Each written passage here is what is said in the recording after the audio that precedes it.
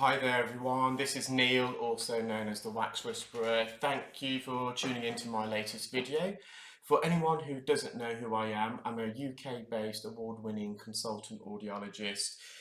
My main duties are in the diagnosis, treatment and rehabilitation of people suffering from hearing loss and balance issues, and also as a clinical ear care specialist I specialise in the removal of earwax, infected debris and discharge from the ear canal. We have here a client who attended with bilateral fully occluding earwax, and I've started off here with the patient's left ear. The wax is a sticky, dry consistency, and there is a lot of skin adhesions here.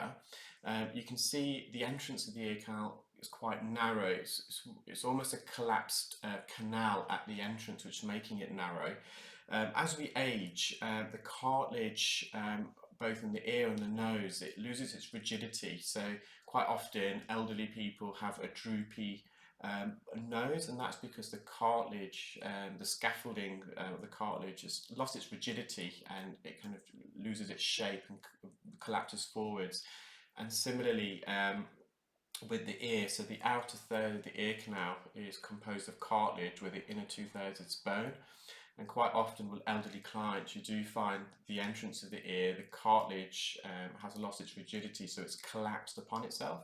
So with this particular client, the entrance is quite narrow and slit, but once you get through the outer third, the ear canal expands, and you can see here it's quite visible actually compared to the entrance. So we're a bit further in the ear now, and the ear canal has widened. You can see there on the right hand side of the image, so on the patient's posterior canal wall, the back part of the ear canal wall, there's a lot of skin, and that skin's quite fresh. You can tell by the colour. Similar to earwax, as skin ages, it oxidizes and it turns from a pale white colour into a pale yellow and then a dark brown and an almost blackish appearance. So there you can see what I'm doing there. I've got a suction grip and I'm just wriggling in circles, trying to loosen the wax, detach the skin from the canal wall, which I've managed to do there. There is a bit of skin now at the base of the ear canal and anteriorly, so the front part of the ear canal. And you can see I'm gently just trying to peel this. This skin is attached to the earwax itself, so in order for me to remove the wax, I will have to peel this skin layer as well. And I'm just making slow movements, peeling skin. If you imagine if you've got a bit of dead skin on your finger and you try and peel that, it can be slightly uncomfortable. So we do have to be a bit cautious. And also with skin, when you vacuum skin, you do get what we called clarinetting.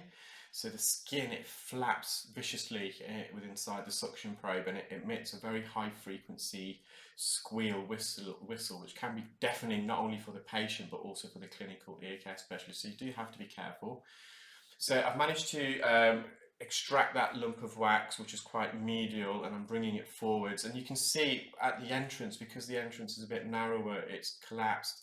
The wax is not coming out in a big mass, it's getting caught up, it's getting trapped at the entrance. So the wax is almost coming off in pieces as it arrives at the ear canal entrance. So this is another big boulder of wax, and I'm just trying to wriggle it through.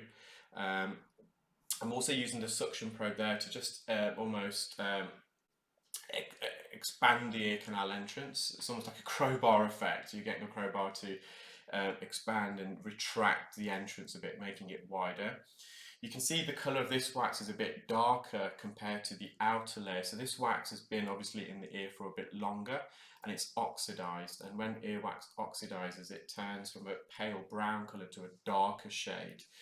And we're almost there now. So again, little kind of gentle wriggles, little circular motions, and I'm just wriggling this through the narrow entrance. And I do think this is the last piece here. A bit of skin attached as well, and I believe that's the last piece.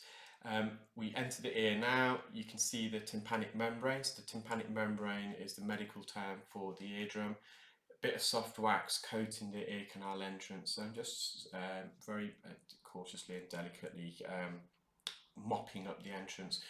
We do have to be careful when you apply pressure to the outer part of the ear canal, the cartilage portion, you can stimulate a host of nerves, one being the Arnold's nerve, and that nerve is at the base of the ear canal. If you stimulate that, you do elicit the gag reflex and people cough. Obviously, during these COVID-19 times, the last thing we want is people sneezing or coughing because the virus itself can be elicited by the patient through droplets, through sneezing and coughing. But the patient was okay, and I managed to mop up the entrance. We now move over to the patient's right ear, and again, similar issue. The entrance itself is quite narrow, it's quite slit, but once you enter the ear canal, it does widen, it protrudes open. The wax here is a bit dry and there is a bit more skin adhesion, so I'm just now working at the base of the ear canal, very lateral, so near the entrance, and I'm just tugging this tough layer of skin, trying to elevate it, retract it from the base of the ear canal. And once I've done that, it will help me remove the wax. The wax is no longer adhered to the canal wall. You can almost see, or kind of translate that dead skin as acting almost like a double-sided tape. One side is sticking to the ear canal, the other side sticking to the earwax. So quite often when you do remove earwax, you also do have to remove this layer of skin adhered to it and embedded to it at the same time. So this piece of wax is a bit more medial now, it's a bit deeper in the ear.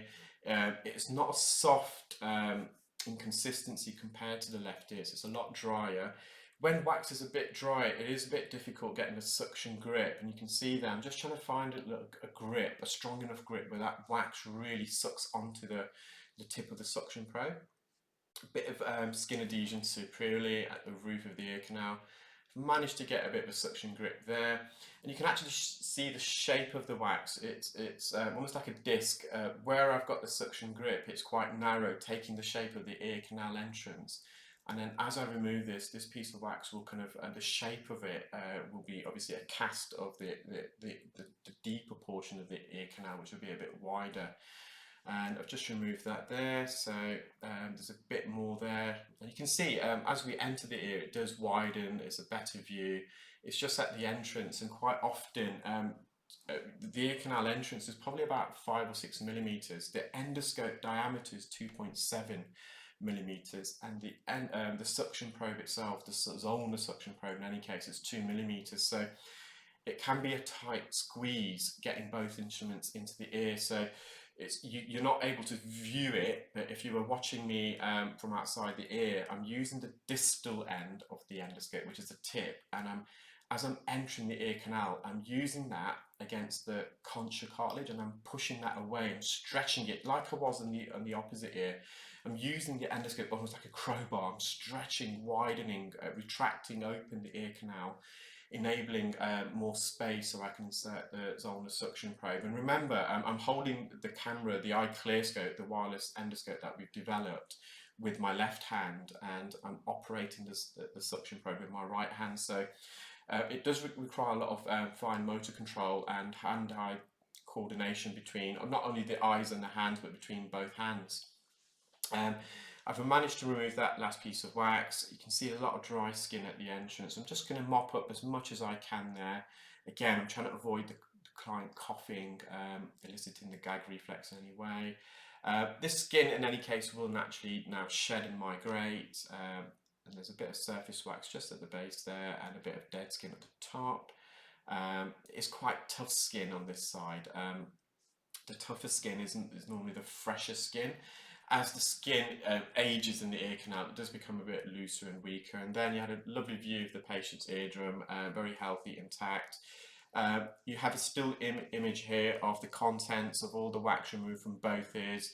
You can see the different shades of brown there. You see also the paler brown, which is the fresher, more recently secreted earwax, and the darker brown, which is the oxidized earwax, which is the wax that's been in the ear for longer.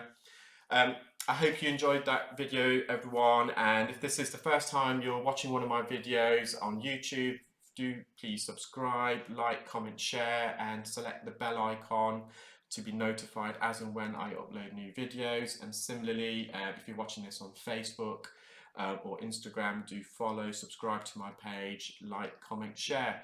I hope everyone's keeping well and safe, and hopefully I'll load a new video in due course. Take care, enjoy the rest of your weekend. Thanks, bye.